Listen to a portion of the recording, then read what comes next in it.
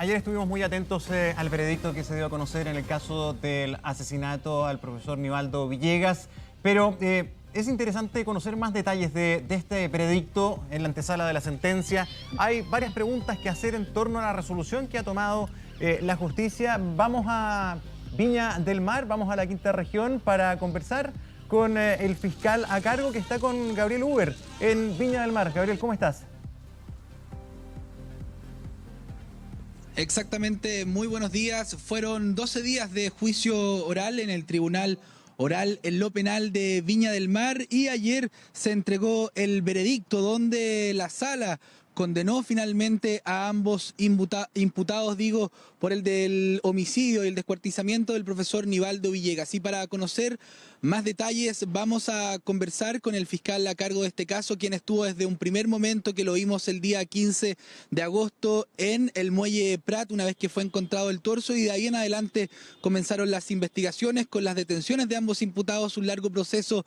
Fiscal, muy buenos días, consultarle, ¿fueron condenados? ¿A qué se enfrentan ambos imputados, Joan Hernández y Francisco Silva? Buenos días. Sí, efectivamente. Ayer el Tribunal Oral Penal de Viña del Mar lo que efectúa y lo que realiza es poder confirmar aquella tesis que desde el día 15 de agosto del año 2018 el Ministerio Público empezó a construir y que culmina con la detención de ambos acusados el día 21 de agosto. Es decir, que tanto Joan Hernández como Francisco Silva eran los responsables y los autores de estos hechos. Se pasaron y declararon una serie de peritos, testigos, pruebas documentales, videos, poder indicarle y demostrarle al tribunal como un trabajo mancomunado con las policías, con todo el esfuerzo del Ministerio Público, servicios médicos legales, especialistas, etcétera, se pudo arribar a estas circunstancias y a esta característica que el tribunal dio establecido el día de ayer. Nosotros ayer le entregamos al tribunal en la audiencia respectiva, una vez que se establece el veredicto condenatorio, todas las herramientas que a nuestro juicio permiten establecer las penas del presidio perpetuo calificado respecto de Joan Hernández, la pena de presidio perpetuo simple respecto a Francisco Silva, y ahora está en manos del tribunal el poder establecer estas circunstancias de acuerdo a todos los elementos que fueron vertidos en las audiencias respectivas y respecto a todas las herramientas que nosotros como institución, junto con los querellantes, le entregamos al tribunal para que puedan llegar a esta conclusión. Una de las jornadas que más llamó la atención en estos 12 días de juicio fueron los dos primeros días marcados por el testimonio de ambos imputados, Joan Hernández y luego Francisco Silva. ¿Sienten que no hubo colaboración, que hubo colaboración puesto que las versiones eran contradictorias?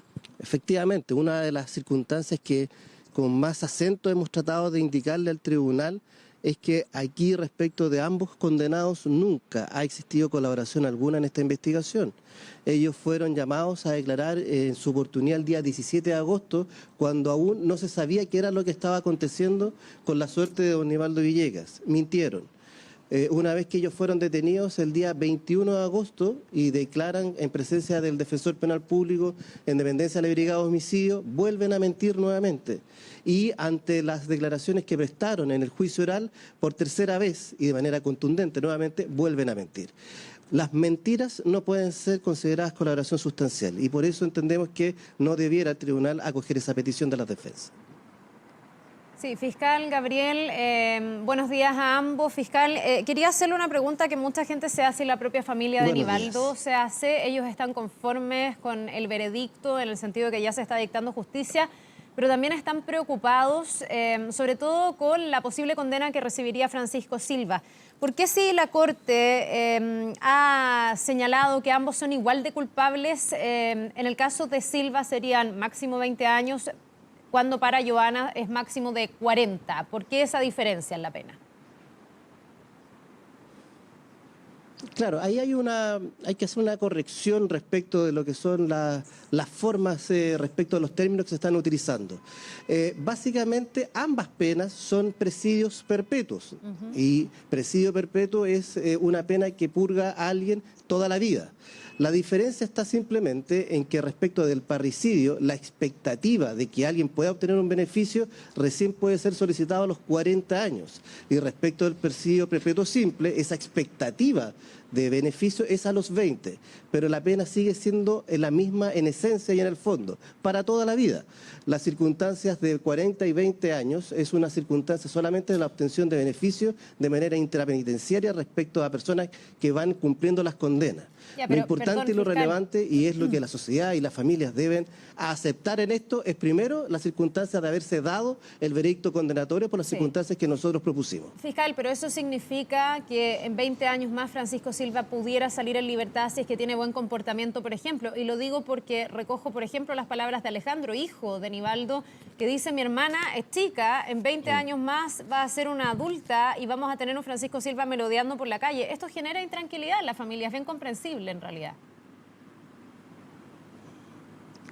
Claro, pero por eso le digo que es una expectativa, no es una circunstancia que vaya a acontecer de por sí. Es una circunstancia que no necesariamente por acontecer el tiempo vaya a darse de esa perspectiva. La circunstancia fundamental es lo siguiente, y aquí hay dos cosas que escapan ya al Ministerio Público.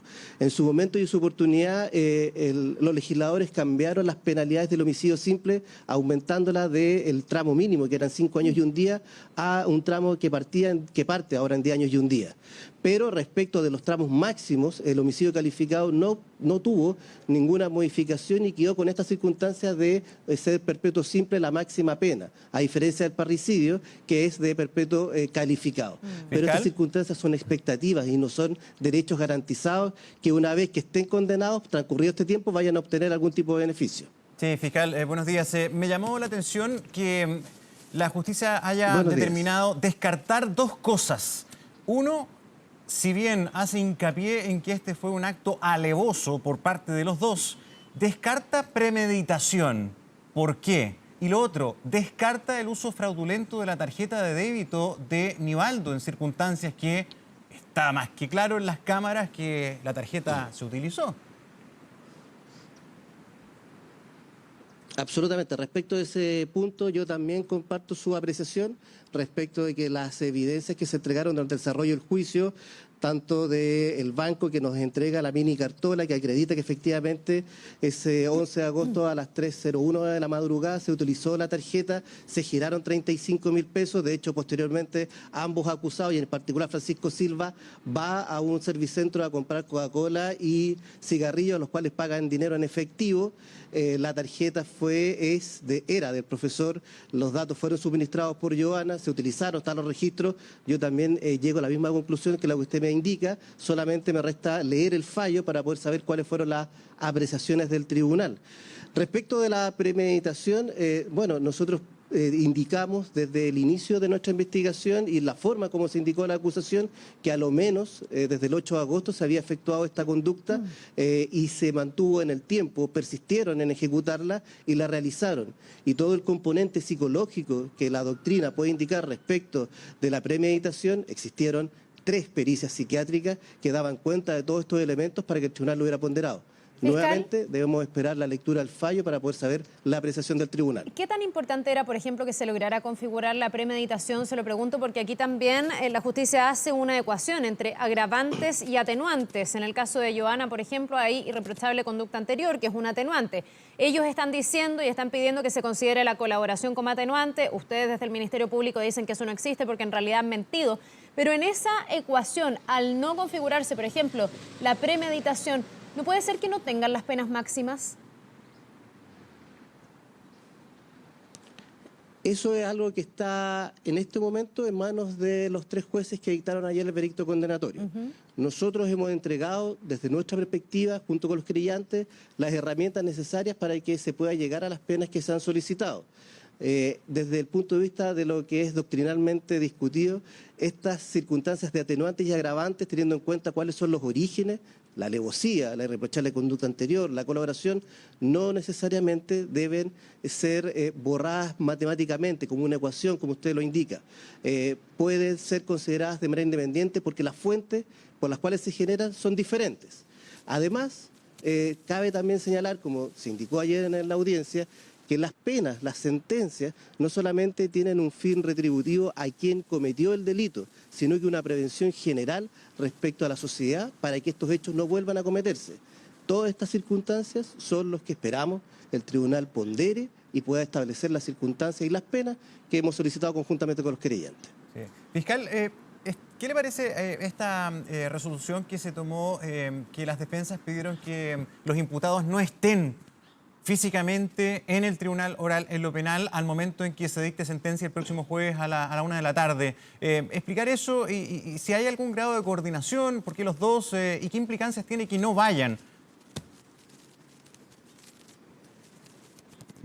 A ver, respecto a lo último, la implicancia ninguna, porque toda persona no está obligada, de acuerdo a nuestra legislación, a concurrir al veredicto, a la lectura del fallo. Tenga en cuenta que el veredicto están presentes los 3 jueces, hay una discusión posterior al veredicto condenatorio, por lo tanto se requiere la intervención de todo y cada una de las personas que están presentes en la audiencia, pero la lectura de fallo no concurre, no es necesario que estén tampoco los 3 jueces, solamente se hace una lectura extractada de la parte resolutiva, no hay ninguna discusión posterior, por lo tanto no hay ninguna obligación de que las partes concurran, toda vez que no hay nada que enfrentar o discutir o promover en esa instancia. Por esa la situación.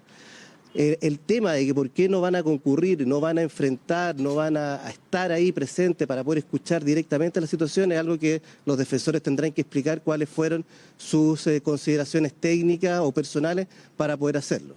Fiscal, lamento tener que usar la palabra porque es súper dolorosa para la familia, obviamente, pero el que se descuartice un cuerpo, ¿eso no un agravante? ¿Qué implicancia tiene eso para un crimen que sobre todo nos ha horrorizado desde ese punto de vista? ¿Se configura ahí un agravante o no? La familia está peleando por una ley que lleve el nombre de Nivaldo. Hay parlamentarios que se están sumando también. ¿Cómo opera nuestro sistema en torno a este tipo de crimen?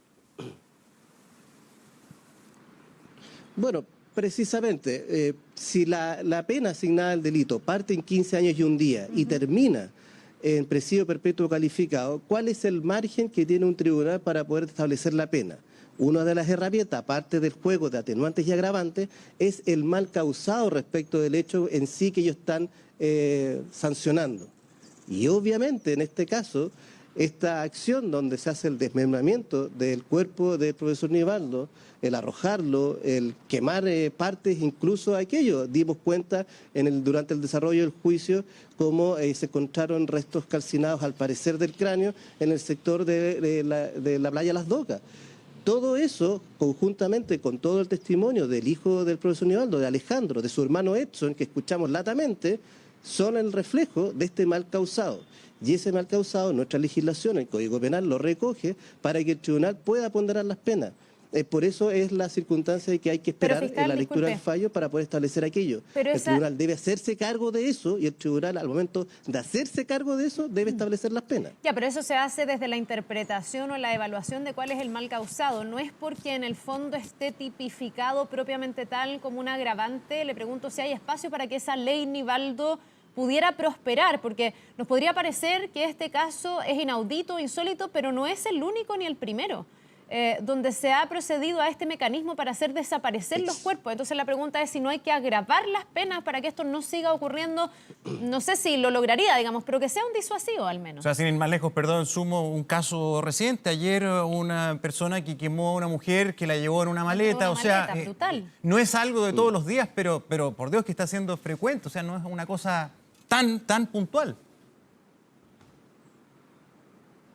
No, por supuesto, que son los vacíos que de repente puede tener el Código Penal, teniendo en cuenta la data y la existencia del mismo. El tema de haber acreditado que todo este descuartizamiento fue una vez que ya el profesor estaba muerto, cambia la circunstancia. Las expresiones de ensañamiento que están descritas en nuestra legislación hacen necesario poder entender la existencia de a lo menos la vida de la persona a la cual se le está cometiendo de esa manera. Efectivamente, habiéndose acreditado que estas acciones fueron realizadas post-mortem, no están los elementos que ustedes me indican. Y sí, efectivamente, resulta del todo lógico establecer las acciones que ustedes me están indicando con las modificaciones, pero eso lamentablemente está fuera y ajeno al Ministerio Público. Fiscal, 2 preguntas. ¿Qué es lo que queda? ¿A qué hora? ¿Cuándo? ¿Qué se va a realizar durante esa jornada? ¿Y qué le ha señalado la familia del profesor Nivaldo Villegas? ¿Quedan conformes? Usted lo decía, ellos esperan marcar un precedente, pero ¿se conforman con esta posible sentencia?